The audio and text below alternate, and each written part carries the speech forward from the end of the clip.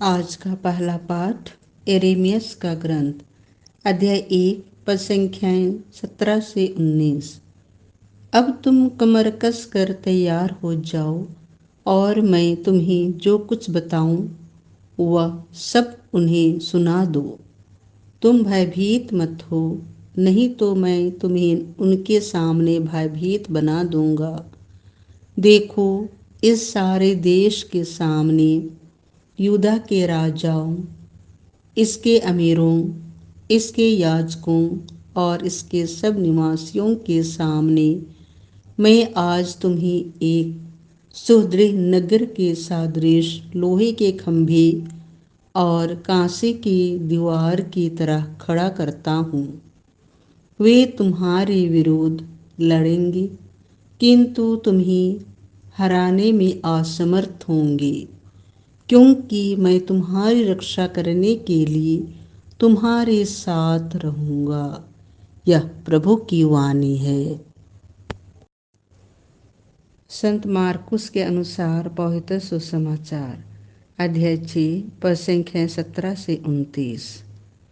हेरोद ने अपने भाई फिलिप की पत्नी हेरोदियस के कारण योहन को गिरफ्तार किया और बंदीगृह में बांध रखा था, क्योंकि हेरोद ने हेरोदियस से विवाह किया था और योहन ने हेरोद से कहा था, अपने भाई की पत्नी को रखना आपके लिए उचित नहीं है।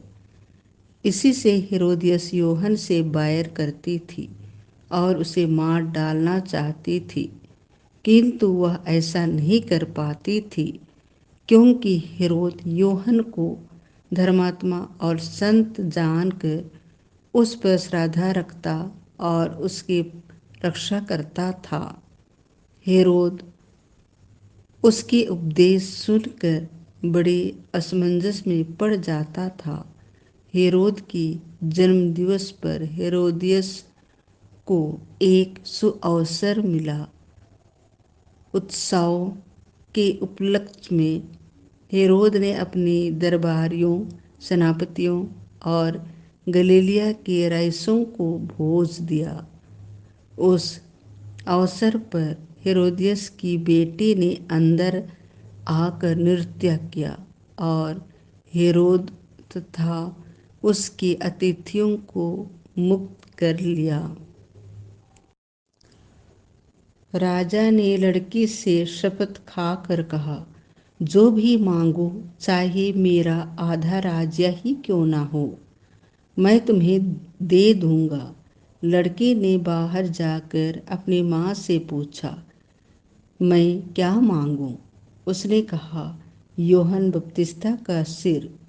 वह तुरंत राजा के पास दौड़ती हुई आई और बोली, मैं चाहती हूँ कि आप मुझे इसी समय थाली में योहन बपतिस्ता का सिर दे दे।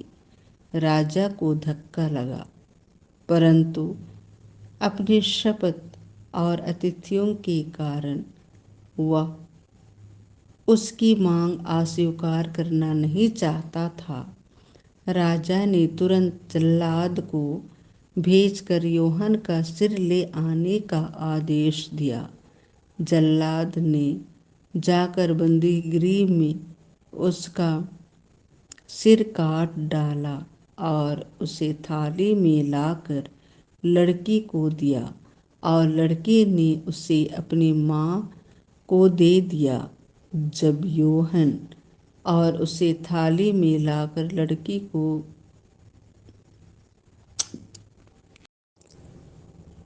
राजा ने लड़की से शपथ खाकर कहा, जो भी मांगो, चाहे मेरा आधा राज्य ही क्यों ना हो, मैं तुम्हें दे दूंगा। लड़की ने बाहर जाकर अपनी माँ से पूछा, मैं क्या मांगूं? उसने कहा, योहन बपतिस्ता का सिर। वह तुरंत राजा के पास दौड़ती हुई आई और बोली, मैं चाहती हूँ कि आप मुझे इसी समय थाली में योहन बपतिस्ता का सिर दे दे। राजा को धक्का लगा, परंतु अपनी शपथ और अतिथियों के कारण वह उसकी मांग अस्वीकार करना नहीं चाहता था। राजा ने तुरंत जल्लाद को भेजकर यूहन्ना का सिर ले आने का आदेश दिया।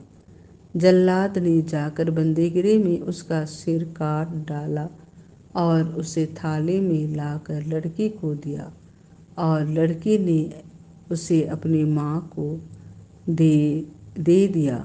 जब यूहन्ना के शिष्यों को इसका पता चला तो वे आकर उसका शव ले गए और उन्होंने उसे कब्र में रख दिया। यह प्रभु का सुसमाचार है।